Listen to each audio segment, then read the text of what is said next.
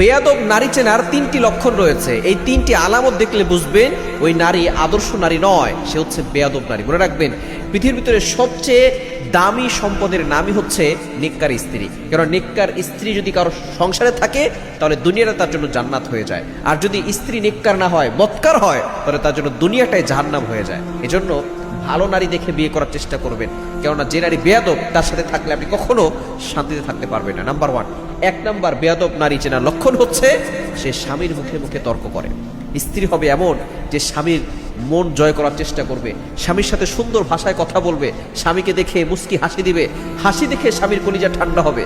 কিন্তু দুঃখজনক হলে সত্য, বর্তমানে অনেক নারী এমন রয়েছে যারা স্বামীর মুখে মুখে তর্ক করে, স্বামীকে মানুষ মনে করে না। অথচ নবীজি সাল্লাল্লাহু আলাইহি ওয়াসাল্লাম নিজেই বলে দিয়েছেন, যদি আল্লাহ ছাড়া কাউকে সেজদা করা জায়েজ থাকতো তাহলে স্ত্রী তার স্বামীকে সেজদা করতে পারত। যেহেতু আল্লাহ ছাড়া কাউকে সেজদা করা জায়েজ নাই, এই জন্য স্ত্রী স্বামীকে সেজদা করবে না।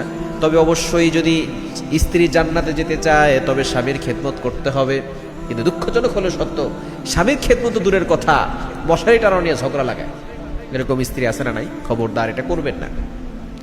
যারা বেয়াদব নারী তারা স্বামীর মুখে মুখে তর্ক করে। দ্বিতীয় নাম্বার হচ্ছে স্বামীর হালাল আদেশ তারা শুনতে চায় না। স্বামী একটা বলে, সে আর একটা করে। স্বামীর পছন্দের বাহিরে কাজ করে। স্বামী যেটা পছন্দ করে না সেটা সে বেশি বেশি করে করে। স্বামী যেটা অপছন্দ করে সেটাই সে করে। এই জন্য অবশ্যই স্মরণ রাখতে হবে, এই ধরনের নারী যারা স্বামীর কথা শোনে না, স্বামীর হালাল আদেশগুলো শোনে না, তারা হচ্ছে বেয়াদব নারী। এবং তিন নাম্বার হচ্ছে যারা মন গড়া ভাবে চলাফেরা করে, বেপরোয়া ভাবে চলাফেরা করে, কাউকে সম্মান করে না, কাউকে রেসপেক্ট করে না, অহংকার তার ভিতরে বেশি। এই সকল নারীরা দুনিয়াতেও শান্তি পায় না, আখেরাতেও শান্তি পায় না।